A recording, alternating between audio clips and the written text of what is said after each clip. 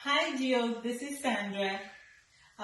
In the Bible, Jesus commands us to forgive 70 times 7 daily. So my question is, how do you forgive a spouse that continues to hurt you and expects you to forgive them? And once you've forgiven them, or if you keep forgiving them, how do you separate the forgiveness from the feeling of wanting to get back at them? Can you truly, truly forgive such person and expect not to want to get back at them? Please answer my question. Thank you. Hi everyone. Hi Sandra.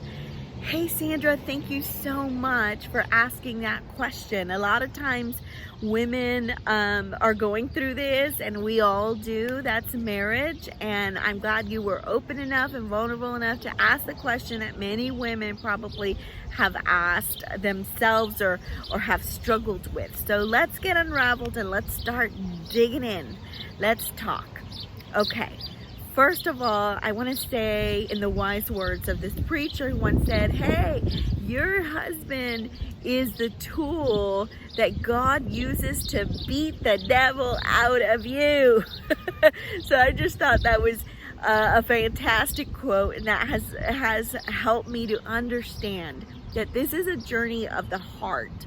This is a journey about my life being a depiction of Jesus. Okay, there's a lot more at stake than meets the eye here, and we got to understand this. From the very beginning in the Word of God, the Israelites were a chosen people, and so were many in the Word of God that constantly show us and reveal to us the heart of God, and they point us to Jesus. They do this over and over again. In fact, God used their lives to paint a picture of his son, to paint a picture of Jesus.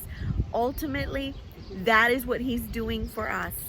Ladies, with our lives, he is painting this beautiful picture of Jesus, this beautiful picture that will bring glory to his name, that'll be for his name's sake. I want you to understand that. I want you to get that.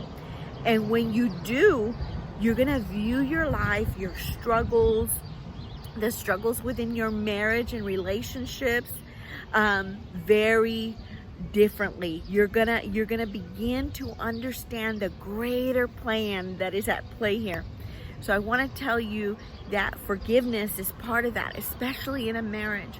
A marriage, more than anything, is symbolic, and it is a good representation of the love that God has for us, of Jesus. People should be able to look at our marriage and see Jesus. I know, it's crazy, because you think, if they could only see, if they would know the stuff that we've gone through, our fights, our struggles, our challenges, how could our marriage point people to Jesus? But it does. And this is why we need to grasp this. We need to understand that part of that picture is forgiveness. Forgiveness.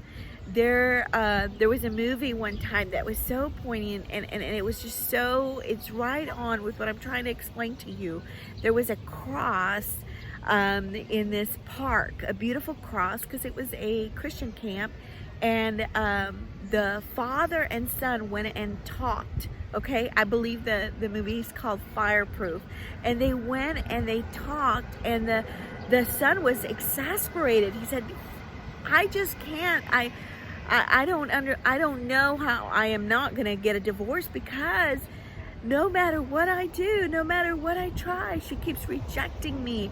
And he sits down and he says, wow, I don't understand. How can I love someone, or how can anyone love someone who continuously rejects them and pushes them away and doesn't love them back? And then the camera went to the cross. That is what Jesus did for us, how many times did we reject him? How many times did we not love him, even though he had loved us from the very beginning, from before he sent us here on earth, before he even created us in our mother's womb? How many times did we reject him and show him no love and were contrary to him? Think about that. Think about how your relationship, when you forgive your husband, you are showing the love of God. And it is an everlasting, ever-flowing, just a relentless, never-ending love of God. And so in that love, you are showing forgiveness because you have been shown forgiveness. And forgiveness is an extension of the forgiveness you've been granted, but also the love of God flowing through you, whether your husband is a believer or not.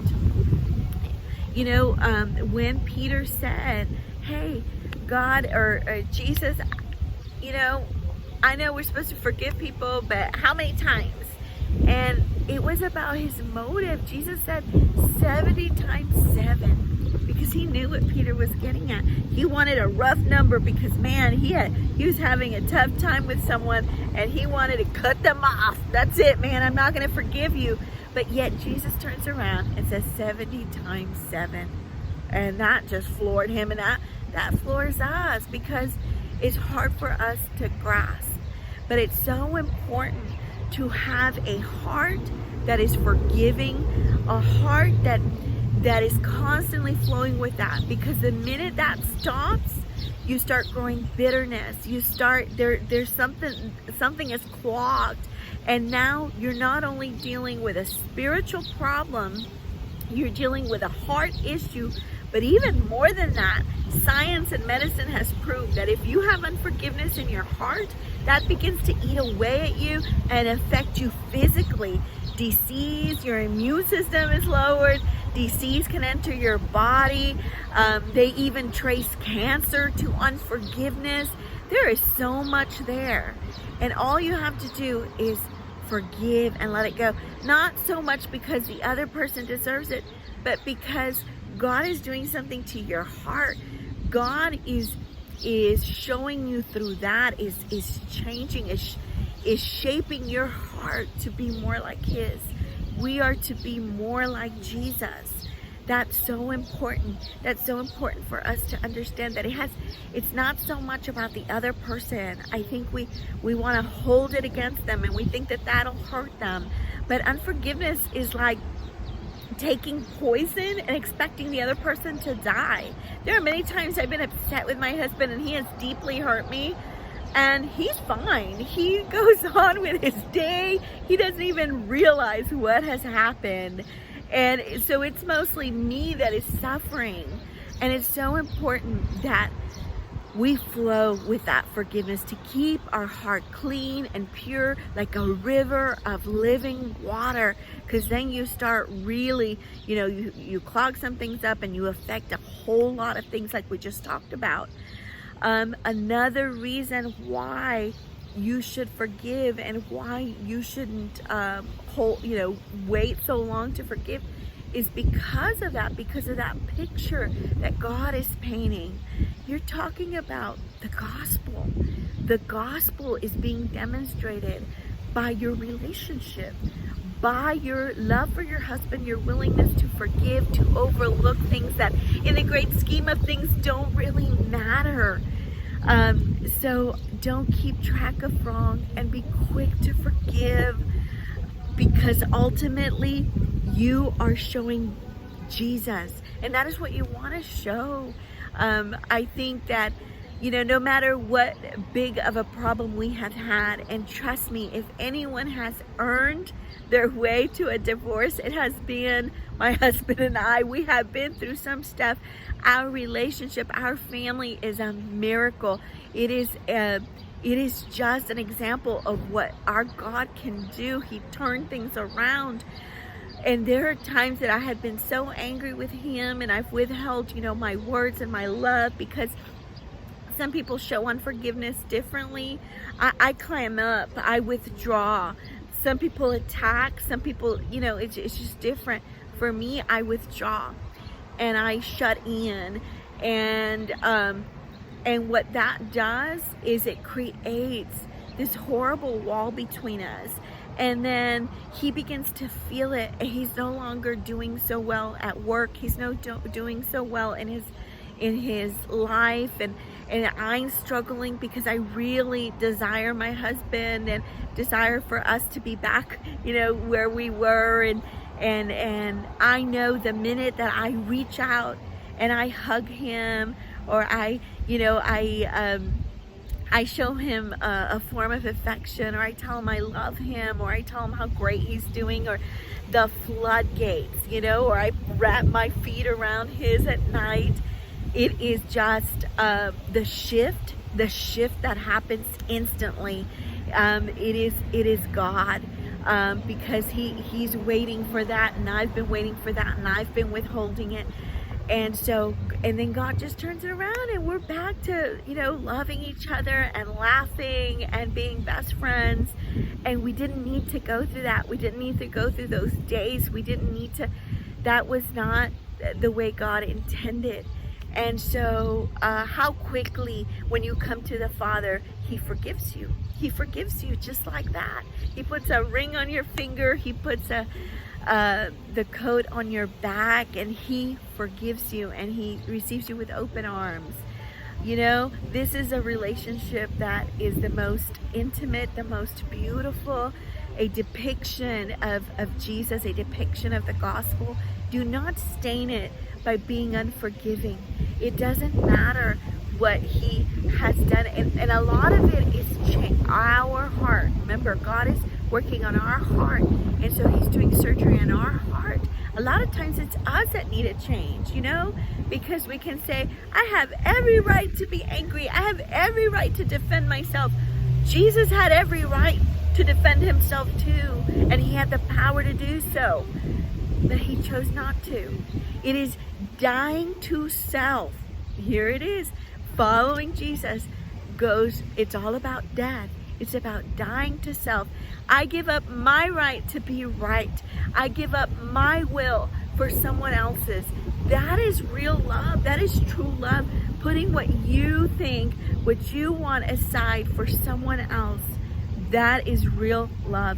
And I encourage you, ladies, aside from, yes, some of you are thinking, well, what if he beats me? Or what if, all these other things that you could come up with. Let me tell you something.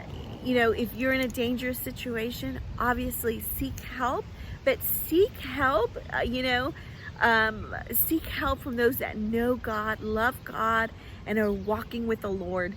Do not seek help or try to get advice from women, who are single, or women who are not walking with God, that will quickly tell you, girl, just leave him. Girl, you don't need that.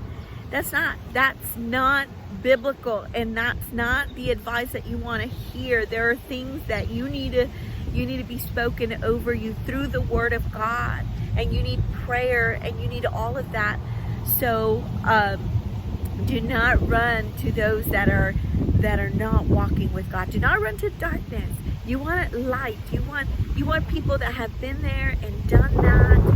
And I've been married almost 25 years, and I can still tell you that, man, we've got a long way to go. And probably when we've been married 40 years, we can probably, give some advice. Right now we're learning, we're growing, God is still dealing with us. God is still developing and growing us. So we love each other. It's a constantly give and take and forgive. And if you're willing to put your will aside, if you're willing to die to self, if you're willing to do that, if you're willing to love Jesus, follow Jesus, and be more like him, then your relationship in your marriage, trust me, will not be that difficult. Because if you're walking in truth, if you're walking in love and forgiveness, then It's sweet. It's sweet, and that is what God desires for us. So I pray that if you are upset with your husband right now, that you just make up, just stop and make up. And that if you're thinking he does something every day that irritates me, I'm pretty sure that's the truth, but that's just God trying to teach you to forgive, to be a river, of forgiveness and love flowing from you, and to be more like him. Remember, your husband is a tool God uses to beat the devil out of you, okay? And there are times that you will have to cry in your pillow, cry in the shower, cry in your soup, but keep going and know that you are not alone. The Comforter, the Father, he's there to hold you through it all, and you're not focus on Jesus. He is the one that is perfect. He is the one that will never fail you. That's important also to note, okay, that you need the Lord in your life more than ever, and you need to know him through his word, and in that you will see that he is your refuge. He's the one you run to, and your husband was never made to complete you or for you to feel like, oh, now I'm perfect. No, it is through God that you are made whole and complete and healed. Go to him. I love you, ladies. Go and love the hell out of your husband. Go do something spontaneous. You know, love on him. Tell him how wonderful he is. Tell him how handsome he is. Tell him how amazing he is, and you will see how quickly, because you set that thermostat in your home, you're the one who does it. So when you begin to change, everything changes. When you begin to speak those things over your husband, you know, and begin to just shower him with love, man, that man is like putty in your hands. That's not why you're gonna do it, but certainly it keeps the peace, and your children are watching. Your children have a front row seat to this relationship. Don't make them suffer unnecessarily because of your selfishness and stubbornness. Let them see the love of God through both of you. I love you, ladies. See you at the table.